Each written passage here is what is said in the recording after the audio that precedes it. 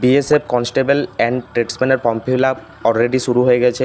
যারা এখনও পর্যন্ত বুঝতে পারছো না কাদের ট্রেড সার্টিফিকেট লাগবে এবং কাদের লাগবে না, তোমরা নোটিফিকেশানের 7 নম্বর পেজটায় যদি লক্ষ্য করো তাহলে তোমরা প্রথমেই দেখতে পাবে constable carpenter, constable plumber, painter, electrician, pump operator এবং কনস্টেবল আপহোল্স্টারের জন্য মাধ্যমিক পাস লাগবে এবং সাথে 2 বছরের আইটিআই কোর্স করা থাকবে। এবং যে সমস্ত ক্যান্ডিডেটদের 1 বছরের আইটিআই কোর্স করা আছে তাদের অবশ্যই 1 বছরের কাজের এক্সপিরিয়েন্স লাগবে। টোটাল 2 বছর হলেই কিন্তু এটার জন্য অ্যাপ্লাই করতে পারবে। এবং যে সমস্ত ক্যান্ডিডেটরা কনস্টেবল কবলার, টেলার, ওয়াশারম্যান, বারবার, সুইপার এবং কনস্টেবল খোঁজির জন্য ফর্ম ফিল আপ করতে চাও তাদের মাধ্যমিক পাস হলেই কিন্তু ফর্ম ফিল আপ করতে পারবে। তোমাদের কোনো সার্টিফিকেট লাগবে না এই সব ট্রেডগুলোতে ফর্ম ফিল আপ করার জন্য, শুধুমাত্র ট্রেড টেস্ট হবে এবং সেই ট্রেডে কিন্তু কোয়ালিফাই করতে হবে।